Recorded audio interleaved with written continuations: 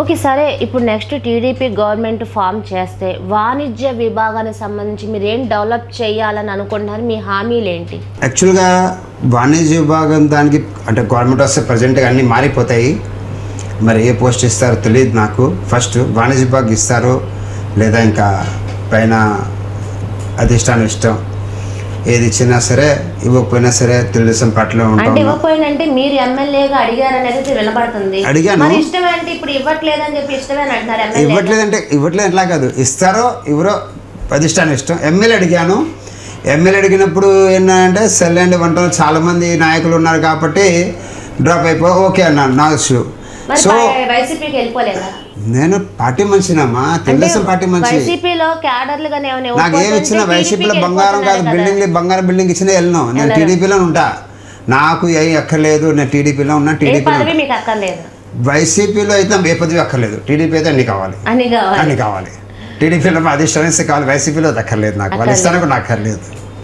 ఎందుకంటే ఖచ్చితంగా వాళ్ళు 1983 నుంచి టీడీపీ ఉండేసి మరి మన వైసీపీకి ఎలా వెళ్తామమ్మా?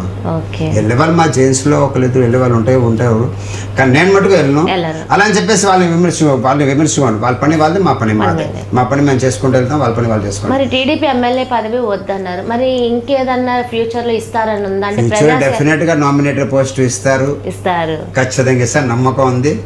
మరి రఘురామ్ గారు కూడా నాకు అన్నారు, చిన్నాయుడు గారితో మాట్లాడి ఆయన కూడా చూస్తున్నారు, అలా వరలరామయ్య కూడా అన్నారు.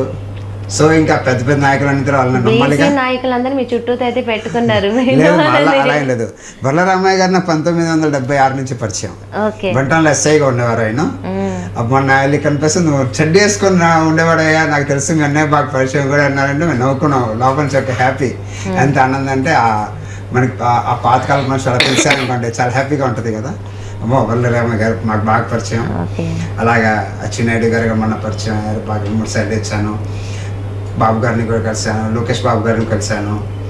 అలా వాళ్ళ పని మేము చేసుకుంటున్నాం. పార్టీని మాది ఒకటే మెయిన్ ఏంటంటే పార్టీని మనం గెలిపించాలి. 125 నుంచి 150 సీట్లు వరకు గెలిపించేదాకా మేము కష్టపడాలి. 175 మేము ఉన్నాం కదా, మేము ఎప్పుడు కూడా 175